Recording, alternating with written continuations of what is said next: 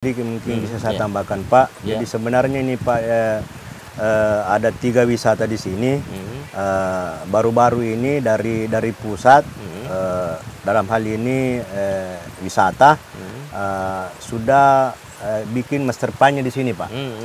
Sudah ini master plan-nya, bahkan itu hari semua wilayah di sini Pak mungkin ada sekitar hampir 100 hektar, itu saya sudah bebaskan semua Pak. Saya sudah bebaskan semua. Jadi itu harapan saya, karena biasanya itu Pak kalau maksudnya untuk pembangunan wisata di sini tidak bisa juga maksudnya pembangunan dari pusat kalau tidak ada pembebasan tanahnya. Betul. Jadi sekarang itu Pak saya sudah bebaskan semua, sudah bersertifikat semua Pak. Jadi cuma saya tunggu ya bagaimana pemerintah pusat bisa melanjutkan itu master plan-nya itu Pak. Ternyata memang orientasi pengembangan ini kan sudah ada bayangan. Kita berharap ke depan ada kolaborasi dari semua pihak, semua elemen. Tentu kita berharap salah satu destinasi wisata di Kabupaten Bombana ini bisa menjadi salah satu pilihan kita untuk datang ke sini, terus yang kemudian menikmati keindahan pantainya, sekaligus ikut berkontribusi mendorong tumbuhnya kesejahteraan masyarakat sini ya, begitu.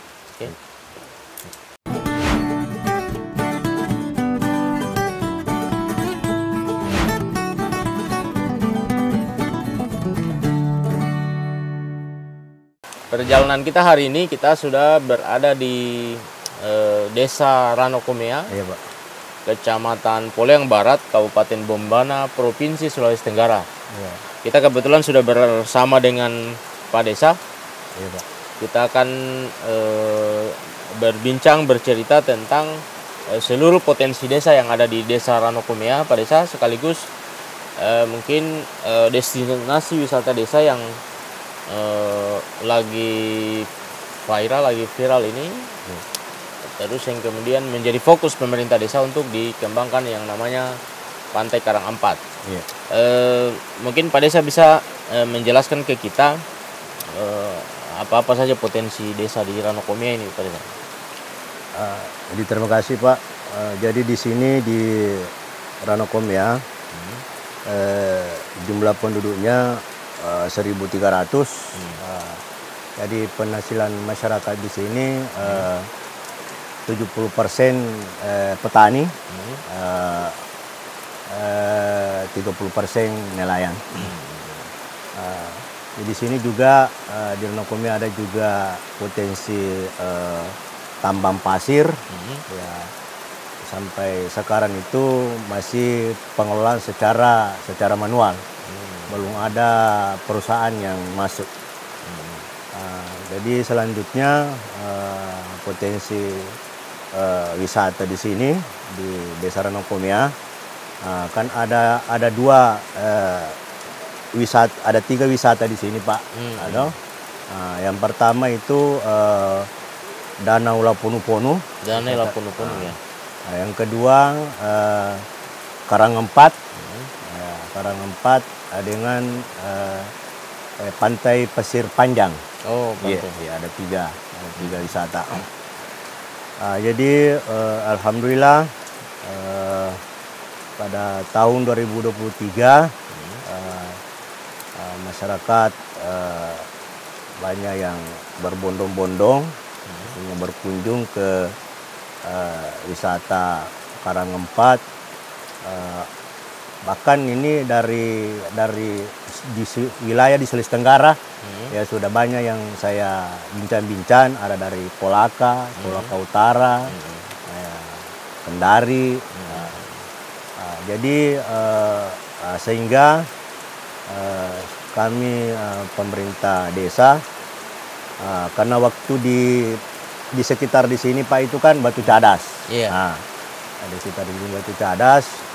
Setelah saya lihat ini potensinya ini Karang Ampat, sehingga tahun 2023 yaitu saya adakan penimbunan, penimbunan karena di sini batu cadas semua. Jadi berjalan sampai ini 2024 maksudnya sudah lumayan lah pengunjung yang datang. Lumayan pengunjung yang datang, terutama kalau hari Minggu dengan hari Sabtu. Hari Minggu dengan hari Sabtu, karena dia mengingat potensinya di sini Pak, karena pasirnya putih, baru walaupun maksudnya pasang surut tetap dalam. Jadi maksudnya enak mandi-mandi. Dan yang selanjutnya Pak, di sini yang paling disukai masyarakat itu camping. Ya, camping itu biasa malam Sabtu, malam Minggu.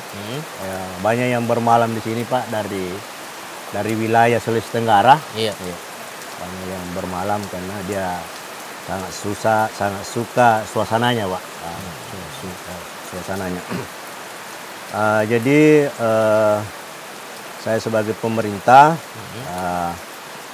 tetap juga saya berupaya untuk lebih meningkatkan maksudnya wisata di Karanganyempat ini. Ya, sebentar Pak. Terus yang kemudian Pak Desa, dari segenap potensi yang ada di desa tadi, baik potensi pertanian, potensi misalnya banyak warga juga jadi nelayan, termasuk destinasi wisata tadi yang 3 tadi itu, apakah misalnya fokusnya hanya di Pantai Karanganyempat atau kayak Pasir Panjang dan danau tadi, bagaimana pengembangannya? Kalau saya lihat di sini Pak, maksudnya kalau untuk potensi untuk sekarang ini memang yang sangat potensial itu Karanganyempat. Terus yang kemudian kalau misalnya seperti Pak Desa sampaikan tadi bahwa ini kan alokasi dana desa kan sebagian diarahkan ke sini untuk penimbunan, terus yang kemudian pengembangan kawasan sini. Tentu kan Pak Desa punya bayangan-bayangan ke depan ini, Pantai Karanganyempat ini akan seperti apa? Misalnya kan apakah misalnya fasilitas ditambah atau hal-hal lain Pak Desa? Bisa Iya begitu Pak. Maksudnya di sini masih banyak kekurangan Pak.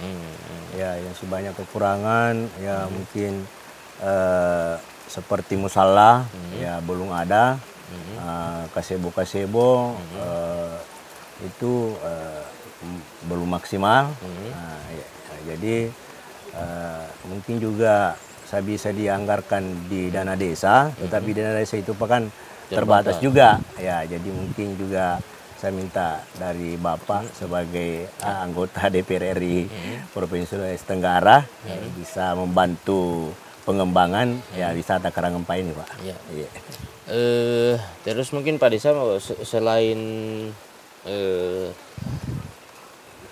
misalnya penambahan fasilitas tadi, mulai dari musola, terus yang kemudian gazebo, apakah misalnya di sini selain pemerintah desa, apakah sudah ada misalnya di sini sentuhan dari pemerintah daerah atau pemerintah provinsi?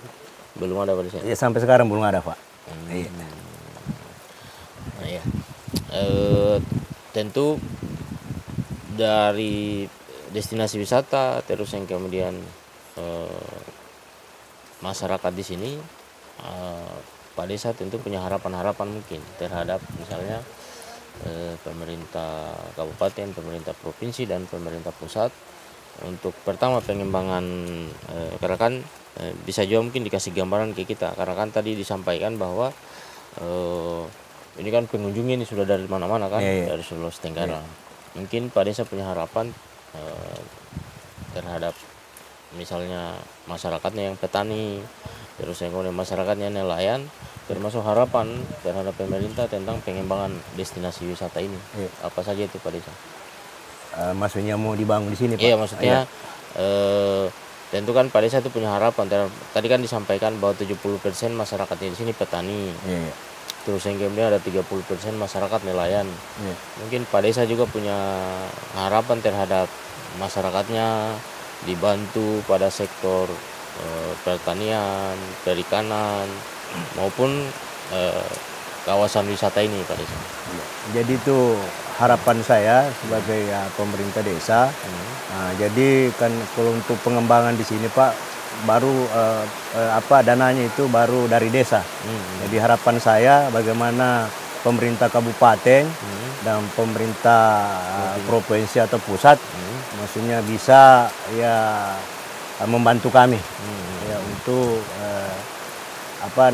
untuk memfasilitasi untuk menyiapkan kekurangan-kekurangan yang ada di Karangempang, Pak. Iya. Iya. Mungkin tentu kita sangat berharap Pak Desa juga bisa menginisiasi.